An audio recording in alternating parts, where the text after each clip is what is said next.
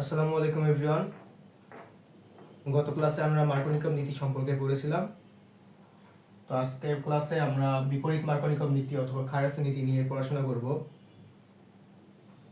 বিপরীত মার্কোনিকম নীতি নামটি শুনলেই বোঝা যাচ্ছে এটি মার্কোনিকম নীতির বিপরীত অথবা উল্টো। বিপরীত মার্কোনিকম নীতিটা আগে আমরা জেনে নেই।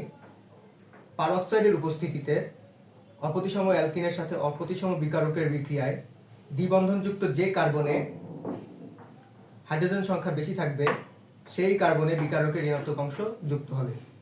তো এটি হচ্ছে বিপরীত মার্কোনিকভ নীতি অথবা খারাসি নীতি। তো মার্কোনিকভ নীতির সাথে এখানে যে পার্থক্য সেটা হচ্ছে এখানে পারঅক্সাইডের উপস্থিতি থাকতে হবে এবং যে কার্বনে হাইড্রোজেন পরমাণু বেশি থাকবে তার সঙ্গে বিকারকের ঋণাত্মক অংশ যুক্ত হবে।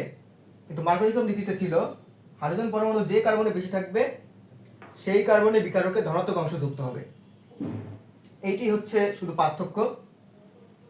তো বিক্রিয়াটা দেখি। এটি একটি অপ্রতিসম অ্যালকিন, তার সাথে অপ্রতিসম বিকারক হিসেবে আছে হাইড্রোজেন ব্রোমাইড।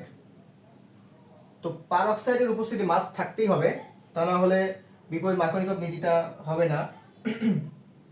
এর ফলে দুইটি উৎপাদ উৎপন্ন হলো। তো মার্কোনিকভ নীতিতেও দুইটি উৎপাদ উৎপন্ন হয়। তো উৎপাদগুলো কিভাবে উৎপন্ন হয় এবং ফ্রি রেডিক্যাল কিভাবে উৎপন্ন হয় সেটা আমরা আগে দেখি। পারঅক্সাইড ভেঙে H bond O bond H এইভাবে পারঅক্সাইড থাকে। তো আমরা জানি এই বন্ধনে দুইটা ইলেকট্রন থাকে। এই বন্ধনে দুইটা ইলেকট্রন যদি আমরা এইভাবে দেখাই তাহলে এই একটি ইলেকট্রন এই অক্সিজেন নিবে আর একটি ইলেকট্রন এই অক্সিজেন নিয়ে হাইড্রোক্সাইড একটি ফ্রি রেডিক্যাল এবং এই হাইড্রোক্সিল একটি ফ্রি রেডিক্যাল উৎপন্ন করলো। এরপরে এই যে আমাদের যে অপ্রতিসম বিকারক আছে হাইড্রোজেন ব্রোমাইড, সেটি ভেঙে, যেহেতু এটা সমযোজী বন্ধনে আবদ্ধ তাই হাইড্রোজেন একটি ফ্রি রেডিক্যাল উৎপন্ন করলো এবং ব্রোমিন একটি ফ্রি রেডিক্যাল উৎপন্ন করলো। এর সাথে যদি আমরা এই হাইড্রোক্সাইড ফ্রি রেডিক্যালটা যোগ করি তাহলে এই হাইড্রোজেন ফ্রি রেডিক্যাল এবং হাইড্রোক্সাইড ফ্রি রেডিক্যাল বিক্রিয়া করে এখন পানি উৎপন্ন করবে এবং সাথে এই ব্রোমিন ফ্রি রেডিক্যালটা এভাবে থাকবে। এখন যদি আমরা এই অপ্রতিসম অ্যালকিনকে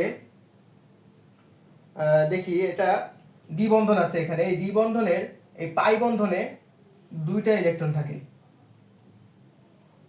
আমরা জানি এখানে দুইটা ইলেকট্রন থাকে।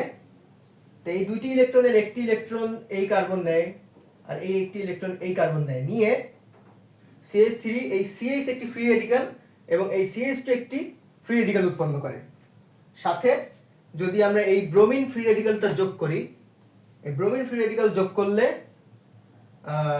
আমরা দুইটা ধাপ পাই। দুইটা ধাপে এই ব্রোমিন ফ্রি রেডিক্যাল এই CH ফ্রি রেডিক্যালটাকে অ্যাটাক করবে বা যুক্ত হবে এর সাথে, এবং আরেকটি ধাপে এই ব্রোমিন ফ্রি রেডিক্যাল এই CH2 ফ্রি রেডিক্যালের সাথে যুক্ত হবে। তো প্রথমে যদি আমরা এই CH এর সাথে এই ব্রোমিন ফ্রি রেডিক্যালটা যুক্ত করি তাহলে CH3 এই CH এর সাথে Br যুক্ত হয়ে CH Br, সাথে এই CH2 ফ্রি রেডিক্যাল হিসেবেই থেকে যাবে। তার সাথে যদি আমরা হাইড্রোজেন ফ্রি রেডিক্যাল, এই যে এখানে যে হাইড্রোজেন ফ্রি রেডিক্যালটা ছিল এই হাইড্রোজেন ফ্রি রেডিক্যালটাকে যোগ করি তাহলে এই হাইড্রোজেন ফ্রি রেডিক্যাল এর সাথে যুক্ত হবে, যুক্ত হয়ে CH3 CH2 Br CH Br আর CH3 একটি প্রথম যৌগ উৎপন্ন করলো। পরবর্তীতে একই রকম ভাবে এই ব্রোমিন ফ্রি রেডিক্যাল যদি এই CH2 ফ্রি রেডিক্যালের সাথে যুক্ত হয় তাহলে CH3 এই CH ফ্রি রেডিক্যাল হিসেবে থেকে যাবে, তার সাথে CH2 Br যুক্ত হলো Br, সাথে এই হাইড্রোজেন ফ্রি রেডিক্যাল যদি যুক্ত হয় বা বিক্রিয়া করে তাহলে এই হাইড্রোজেন ফ্রি রেডিক্যাল এই CH ফ্রি রেডিক্যালের সাথে যুক্ত হবে, যুক্ত হয়ে CH3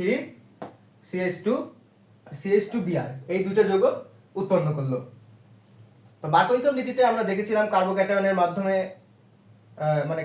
মাধ্যমে আমরা কোনটি বেশি পরিমাণে উৎপন্ন হবে কোনটি কম পরিমাণে উৎপন্ন হবে এটা আমরা বুঝতে পেরেছিলাম। কিন্তু অ্যান্টি মার্কোনিকভ নীতিতে বা বিপরীত মার্কোনিকভ নীতিতে আমরা কার্বোক্যাটায়নের মাধ্যমে কোনটি বেশি পরিমাণে উৎপন্ন হবে বা কোনটি কম পরিমাণে উৎপন্ন হবে সেটা বুঝতে পারবো না। তো এই ক্ষেত্রে আমরা ফ্রি রেডিক্যাল দিয়ে বুঝতে পারবো কোনটি বেশি পরিমাণে উৎপন্ন হবে এবং কোনটি কম পরিমাণে উৎপন্ন হবে। তো ফ্রি রেডিক্যালের স্থায়িত্বের ক্রম যদি আমরা দেখি, এটি একদম কার্বোক্যাটায়নের স্থায়িত্বের ক্রমের মতো। কার্বোক্যাটায়নের স্থায়িত্বের ক্রমে আমরা দেখেছিলাম 3 ডিগ্রি কার্বোক্যাটায়নের স্থায়িত্ব সবচেয়ে বেশি, তারপরে 2 ডিগ্রি, তারপরে 1 ডিগ্রি। একই রকম ভাবে ফ্রি রেডিক্যালের স্থায়িত্বের ক্রমে আমরা দেখতে পাই 3 ডিগ্রি ফ্রি রেডিক্যালের স্থায়িত্ব সবচেয়ে বেশি, তারপরে 2 ডিগ্রি, তারপরে 1 ডিগ্রি। তো আমরা এই ফ্রি রেডিক্যালের কোনটা কত ডিগ্রি সেটা যদি দেখতে যাই, প্রথমে এইটার ক্ষেত্রে এই ফ্রি রেডিক্যালের সাথে শুধুমাত্র একটা গ্রুপ যুক্ত আছে, তার মানে এটা 1 ডিগ্রি ফ্রি রেডিক্যাল। আবার এই যৌগে যদি দেখি, তাহলে এই ফ্রি রেডিক্যালটার সাথে দুইটা গ্রুপ যুক্ত আছে সরাসরি, তাহলে এটা হচ্ছে 2 ডিগ্রি ফ্রি রেডিক্যাল। তাহলে 2 ডিগ্রি এবং 1 ডিগ্রি এর মধ্যে যদি তুলনা করি, তাহলে 2 ডিগ্রি ফ্রি রেডিক্যালের স্থায়িত্ব সবচেয়ে বেশি, তার মানে এই উৎপাদটা সবচেয়ে বেশি পরিমাণে উৎপন্ন হবে। তাহলে এইটা হবে 90% আর এটা হবে 10%। তার মানে এই উৎপাদটা হবে 90%, এই উৎপাদটা হবে 10%। তো আজকে বিপরীত মার্কোনিকভ নীতিটা একদম ক্লিয়ার হয়ে গেল আশা করি, এখানে আর কোনো সমস্যা হওয়ার কথা না। তো আজকের মতো আমরা এখানেই বিদায় নিচ্ছি। সবাইকে আসসালামু আলাইকুম।